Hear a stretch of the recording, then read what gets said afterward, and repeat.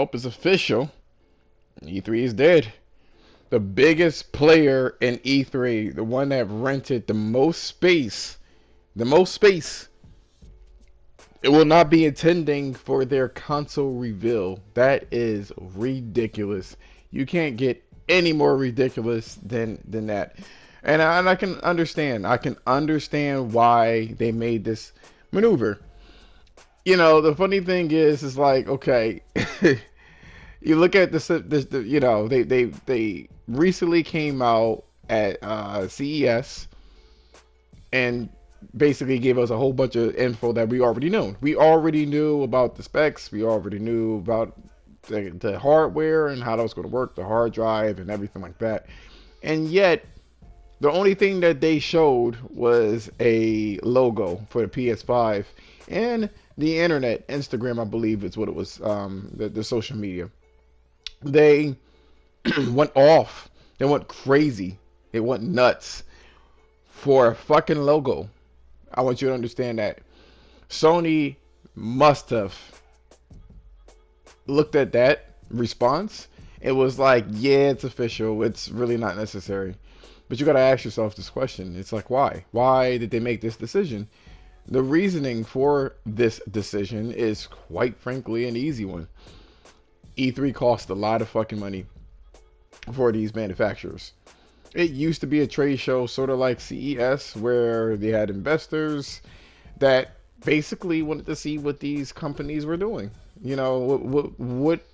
What's the new hotness essentially? What is the new hotness? And they showed it. And the press would actually kind of come out there and they would look at it and be like, oh man, look at all these crazy consoles, look at all these games, you know what I mean, look at this hardware, whatever it may be. That's what they would do, right? And over time, it became really, really big. And I think the entity that controls E3, their ego and head must have inflated as well. They were getting a lot of traffic from just regular citizens essentially, and what ended up happening was, well, I mean, they started allowing the public to come in there to try to get even more money, and in that maneuver it absolutely fucked everything up by because it was no longer investors or anything like that of importance. We as the consumer actually drove that shit. We did. We drove it. We drove it. And the industry changed. It honestly changed. It completely changed up. Social media took off. Technology it's no longer needed, honestly. And I'll say this again. E3 is no longer needed. And you gotta look at CES. That somehow lasted so long because it was exclusive to investors and not journalists. You got your journalists. They have investors that have these meetings and they take a picture. Well, yeah, actually, the journalist is kind of running the show there. But the second they allow consumers to just waltz up in there and do what they need to do, they just really took that whole business aspect out of it. And it just kind of ruined everything. I mean, I know I'm kind of being redundant, but yeah, when they let the people in there, it just kind of fucked things up. E3 or the entity that controls E3, they head must have really inflated. They're like, well, if you really want this space, you're going to have to pay X amount of dollars, and we're good for it because we have X amount of people that are watching. And then eventually social media changed it. It changed the narrative. And I think Microsoft and Nintendo was first for this. Must have been viewing this. It was like, you know what? There are a lot of people watching IGN. There are a lot of people watching GameStop or GameSpot. There are a lot of people watching all of these publications and the like. And I don't think we really need that platform. Because if you look at it, Microsoft, Nintendo, Sony, they have to consult this committee, whoever it may be. There's a lot of deep story with them too, but let's just, for lack of information, call them a committee of sorts. They have to consult them and basically state, hey, I would like to have this much space for this. And then the committee would say it's this much money. And then the entities, the Microsoft, Sony, or Nintendo will be like, okay, I'll pay for it. And then they have to pay for the electricity and whatever hidden cost there is. And it's expensive. Why pay that much money when you are already an entity that could stream shit? I'm streaming this shit now. Like, you know what I mean? Like, all they got to do basically is have some sort of, I don't know, auditorium, internal auditorium, something small, something like you would get at your job, where you hold meetings, and just literally announce it. Literally announce it. And they are the only people that have access to this information. So guess where all of that information is going to flow? Guess where everybody's going to flock to? They're going to flock straight to you. And they can get money off of advertisers and shit like that as well, just by them flocking over. You know what I'm saying? So here's the thing. Sony has left E3. They were the biggest players of E3, the biggest advocates of E3.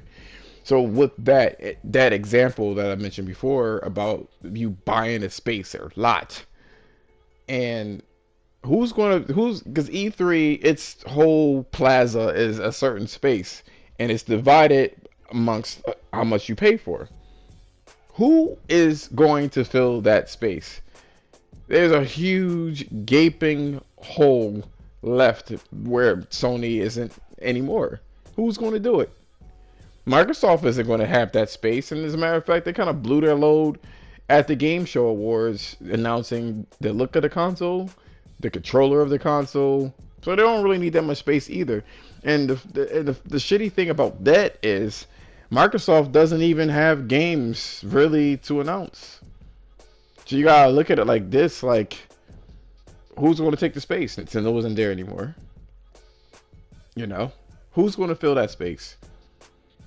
So we got to go on to this next subject, is what does it mean for PlayStation or for Sony? How and when is the PlayStation 5 going to be announced? You got to think about this. On one end of the spectrum, Sony is basically giving the stage to Microsoft. If you really look at it like this, they're giving the stage to Microsoft. If they show, because they're going to have their own special conference, you know what I'm saying? And I'm admittedly, this has threw me off completely. This is completely threw me off. I didn't know that they were going to have the balls to do such things. I didn't know. I honestly didn't. So going back to how Sony is going to present themselves, they are going to have their own type of conference, just like they did with the PS4.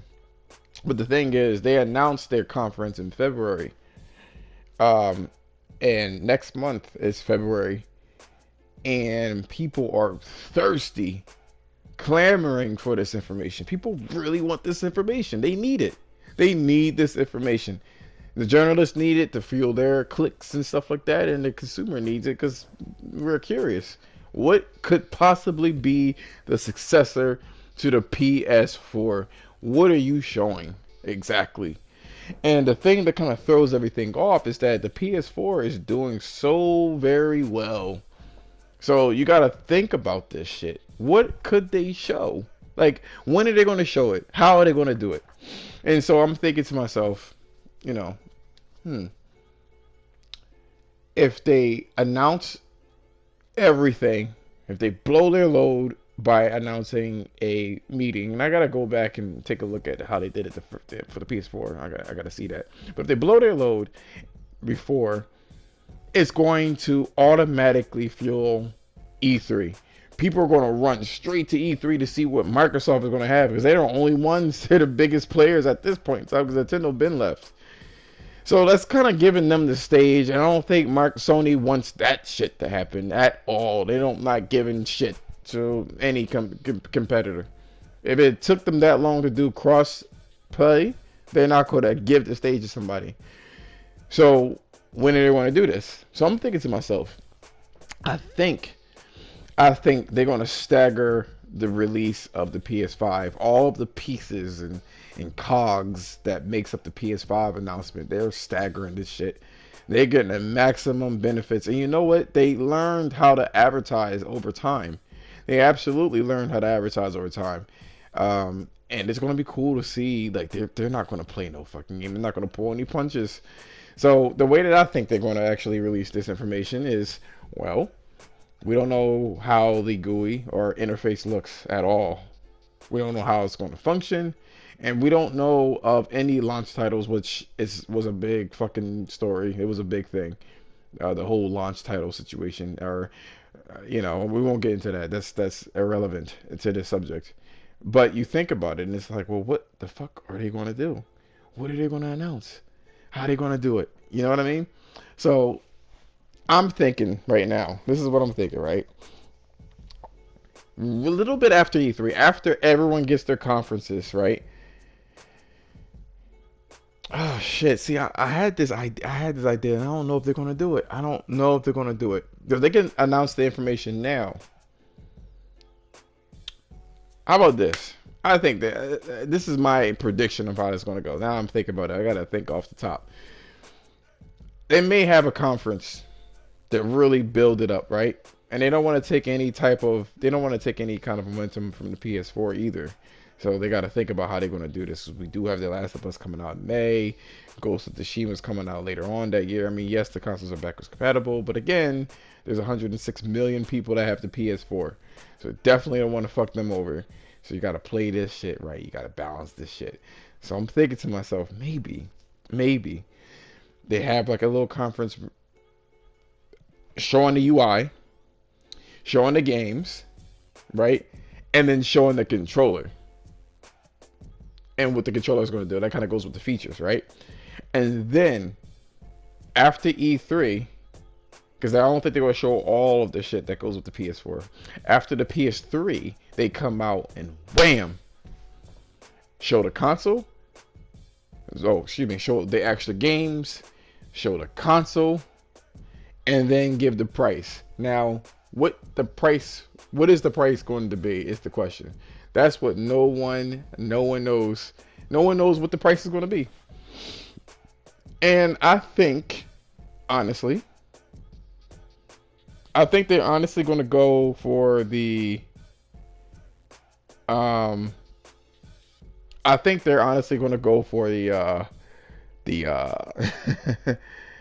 going to go for, they're going to go for the $399. I think they're going to do it. They're going to take a hit and they're going to go for the $399. And I think